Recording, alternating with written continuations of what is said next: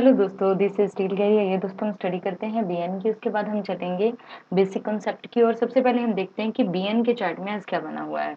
यहाँ देखिए हमें बहुत अच्छा एक फिगर देखने को मिल रहा है। यहाँ हमें पता चल रहा है कि किस तरीके से मार्केट ने आज मूव किया है। यहाँ हमें काफी अच्छे सेंडिंग ट्रायंगल के रूप में हमें यहाँ देखने को मिल रहा है। और 1 point, second point and third point तीनों बार में मार्केट ने ब्रेकआउट नहीं किया। एंड डाउन साइड में भी अगर हम देख रहे हैं तो यहाँ पे भी सेम फिगर बन रही है, one touch, second touch and third touch. यहाँ पे भी डाउन साइड में भी ब्रेक नहीं किया एंड फोर्थ टाइम इसने अप साइड में ब्रेक किया। आज एक्सपायरी थी तो एक्सपायरी वाले दिन वैसे भी हमें ऑप्शन के अंदर एक अच्छा मूव मिल जाता है, क्योंकि उस दिन जो प्राइस होता है वो बहुत जल्दी डिके होता है, सस्ते भी मिलते हैं ऑप्शन। तो अर्निंग के लिए ये एक अच्छा सोर्स है कि आप एक्सपायरी वाले दिन ऑप्शन ले सकते हैं, अगर आपको अच्छे से नॉलेज है तो। अगर आप बिगनर हैं तो प्लीज़ अवॉइड कीजिए। फिर भी अगर आप एक्सपीरियंस लेना चाहते हैं तो आप सिंगल लोड के साथ खेल सकते हैं। अब यहाँ देखिए 1 point, second point and third point तीनों पॉइंट में मार्केट में ब्रेकआउट देखने को नहीं मिला। फोर्थ टच में यहाँ ब्रेकआउट हुआ है, उसके बाद काफ़ी अच्छा मूव हुआ है जो कि 913 तक यहाँ पर अपसाइड में गया है। ऊपर अपना साइकोलॉजिकल पॉइंट आ गया 37,000। तो ये था हमारा आज का ओवरऑल फिगर। अब हम देखते हैं कि डेली टाइम फ्रेम पे किस तरीके का कैंडल बना हुआ है। एक बार हम यहाँ पे रिमूव ड्रॉइंग कर देते हैं। अब यहाँ देखिए कि ये वाली जो कैंडल है प्रीवियस वाली, लास्ट डे भी मार्केट इसी के इनसाइड में ही बंद हुई थी और आज भी मार्केट इसी के इनसाइड ही क्लोज हुई है। अगर इस बड़े वाली कैंडल का हाई ब्रेक होता है 37,123, तो हमें बहुत अच्छा मूव देखने को मिलेगा। एंड इस कैंडल का जो हाई है वो है 37,209। इट मीन्स कि ये वाला जोन हमारे लिए स्ट्रॉन्ग जोन बन चुका है। जब ये वाला इतना इतना जोन ब्रेक होगा, मार्केट इस जोन से बाहर निकलेगी पर डाउन साइड में, तो हमें बहुत अच्छा मूव देखने को मिल जाएगा। अब हम चलते हैं बेसिक नॉलेज की ओर। जो बिगिनर्स हैं उनके लिए ज़रूरी है, उनके लिए जो सबसे इम्पोर्टेंट पॉइंट होता है वो ये होता है कि शेयर मार्केट क्या है। तो शेयर मार्केट क्या है इसको समझने के लिए पहले हम छोटा सा एक एग्जांपल लेते हैं। जैसे कि हम मार्केट में जाते हैं, नॉर्मल हम शॉपिंग करने के लिए जाते हैं, हम कुछ सामान खरीदने के लिए जाते हैं, तो वहाँ हम क्या करते हैं कि उस मार्केट में जाते हैं, उस मार्केट में हम चूज़ करते हैं कि हमें लेना क्या है। जस्ट इमेजिन कि हमने एक ड्रेस चूज़ की कि यस हमें ड्रेस लेनी है। अब हमने जो हमारी पसंद की ड्रेस है हमें वही लेनी है, और उसके लिए हम क्या करते हैं, उसे खरीदते हैं, जिसे हम कहते हैं कि हमने बाय किया। हमने बाय किया और हमने उन्हें पे किया, हमने उन्हें पैसे दिए और बदले में हमने उनसे ड्रेस ले ली। अब यहाँ पे क्या हो गया कि हमारा लेन देन हुआ है, हमने ड्रेस ली तो हमने बदले में यहाँ पे पैसे दिए हैं। उसी तरीके से शेयर मार्केट है, शेयर मार्केट के अंदर भी लेन देन होता है। अब ये लेन देन कैसे होता है, ये भी लोगों के बीच में भी लोगों के बीच ही होता है। जब लोगों के बीच में होता है तो उसे हम ट्रेडिंग बोलते हैं, जो कि ट्रेडर होते हैं। और इसके अलावा जो कंपनीज के हम डायरेक्ट शेयर लेते हैं तो उसे हम शेयर होल्डर बोलते हैं। मीन्स हमारा कुछ हिस्सा उस कंपनी के साथ जुड़ जाता है। जितने के हम शेयर लेते हैं, जितने पैसों के हम शेयर लेते हैं, उतना हिस्सा हमारा उस कंपनी में हो जाता है, उतने उतने शेयर के हम हिस्सेदार हो जाते हैं कंपनी के। तो वहां पे हम इन्वेस्टर के रूप में भी काम करते हैं, हम एज अ ट्रेडर भी काम करते हैं।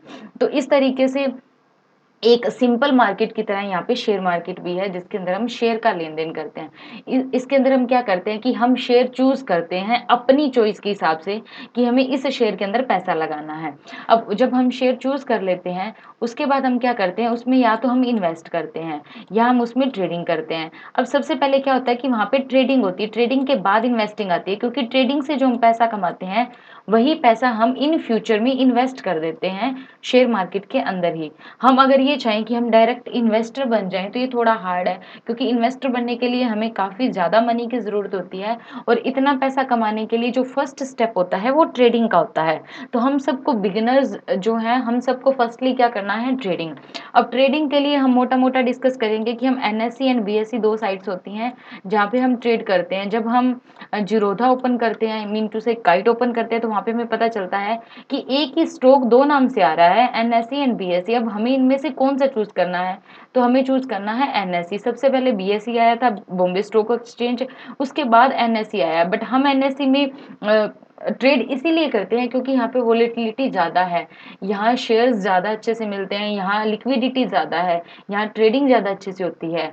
तो इसी वजह से हम एनएससी में अपनी ट्रेड करते हैं, क्योंकि हमें यहाँ रिटर्न अच्छा मिलता है। As compared to Bombay stock exchange यहाँ रिटर्न उतना अच्छा नहीं मिलता जितना कि हमें एनएससी में मिलता है, क्योंकि एनएससी की वोलेटिलिटी ज़्यादा है एज़ कम्पेयर टू बीएसई। हम सब मोटा-मोटा डिस्कस करेंगे।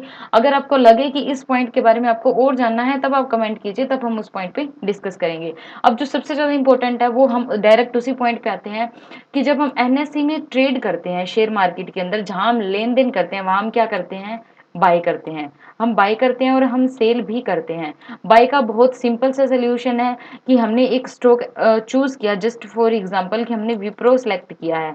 विप्रो एक स्टॉक है, विप्रो हमने सेलेक्ट किया, हमने इसको बाय किया। अब बाय करने के बाद हमें इसमें अच्छा प्रॉफिट हुआ तो हमने इसे सेल किया। दैट्स सिंपल है कि यस, बाय किया, सेल किया, और उसके बाद हमारा जो प्रॉफिट था वो हमने सेव किया अपने अकाउंट के अंदर। इसी तरीके से हम सेल भी करते हैं कि सेल के अंदर क्या होता है कि हम पहले स्टॉक सिलेक्ट करते हैं। जैसे कि हमने स्टॉक सिलेक्ट कर लिया यहाँ पे टाटा पावर। अब टाटा पावर को हमने सिलेक्ट किया। टाटा पावर में हम क्या करते हैं कि कॉन्ट्रैक्टर जो होते हैं उनके साथ डील करते हैं। हम यहाँ क्या करेंगे? सेल करेंगे स्टॉक को। स्टॉक को हम सेल करेंगे, उसके बाद जब हमें लगेगा कि यस, अब ये अच्छे प्राइस पे आ चुका है, अब हमें यहाँ पे बाय कर लेना चाहिए, तो अब हम बाय कर लेंगे। अब यहाँ एक जो क्वेश्चन निकल के आता है वो ये आता है कि ये तो ठीक है कि हमने बाय किया, हमने पैसे पे किए, हमने बाय किया, तो उसके बाद हमने उसे सेल कर दिया। अब यहाँ क्वेश्चन ये आता है कि हमने सेल कैसे किया, क्योंकि हमने तो कुछ खरीद ही नहीं रखा।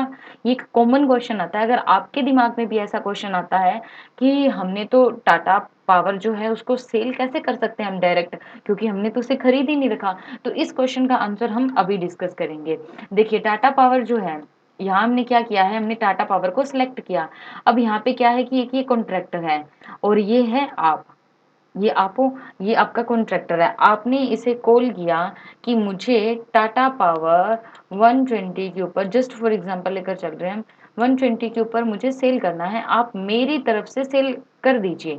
अब यहाँ आपका सेल हो चुका है 120 के ऊपर।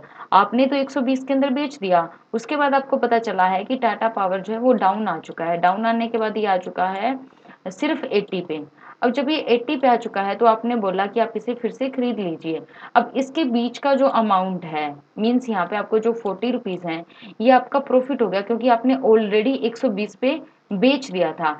अब यहाँ पे आपने 80 पे खरीद लिया, क्योंकि आपने ये प्रॉमिस किया था कि मैं इसी ट्रेड को इसी को मीन्स इसी स्टॉक को मैं फिर से परचेज करूंगा। तो अब जब आपने 80 पे से खरीदा है तो ये बीच वाला जो अमाउंट है ये आपका प्रॉफिट हो गया। ये 80 आपने इस बंदे को फिर से दे दिए।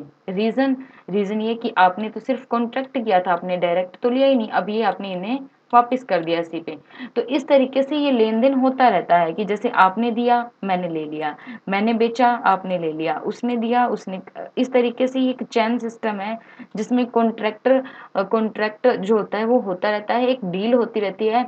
आप एज अ मीडिएटर बनकर सेल करते हो, फिर आप बाय करते हो, उसके बीच का जो प्रॉफिट होता है वो आपके पास रहता है, एंड वापस वही शेयर वहीं पहुंच जाता है जहां उसे होना चाहिए। तो बाय एंड सेल का आज हमने नॉर्मल सा डिस्कस किया है। एक बार हम अच्छे से यहाँ कर लेते हैं कि आज हमने मोटा मोटा क्या क्या चीज़ डिस्कस किया है। सबसे पहले हमने ये देखा है कि शेयर मार्केट क्या होती है। शेयर मार्केट क्या होती है? जिसमें हम नॉर्मल लेन देन करते हैं, हम कुछ खरीदते हैं, खुद के पास भी रख सकते हैं, एंड मन करे तो हम बेच भी सकते हैं। हम छोटे टाइम के लिए भी लेते हैं, बड़े टाइम के लिए भी लेते हैं। छोटे टाइम में करते हैं तो इंट्राडे मीन्स जिसमें एक ही दिन में खरीदो, एक ही दिन में बेच दो, एंड लंबे टाइम के लिए करते हैं तो उसे हम स्विंग के रूप में, होल्डिंग के रूप में देखते हैं। उसके बाद हमने बात किया है कि शेयर मार्केट के अंदर एनएसई एंड बीएसई दो साइड्स हैं, उसके बीच में हम ट्रेड करते हैं। हम ज़्यादातर एनएसई के बीच में ट्रेड करते हैं, रीज़न हमने डिस्कस कर लिया। फिर हम क्या करते हैं कि स्टॉक सेलेक्ट करते हैं, उसको बाय करते हैं एंड सेल करते हैं। सेम एज उसी तरीके से हम स्टॉक सेलेक्ट करते हैं, पहले हम सेल करते हैं, फिर हम बाय करते हैं। इन दोनों के बीच का जो रीज़न था वो हमने सोल्व कर लिया है। फिर भी अगर आपको कोई क्वेश्चन रहता है तो आप कमेंट सेक्शन में कमेंट कीजिए, हम उसको डिस्कस करेंगे। Thank you so much, God bless you, take care.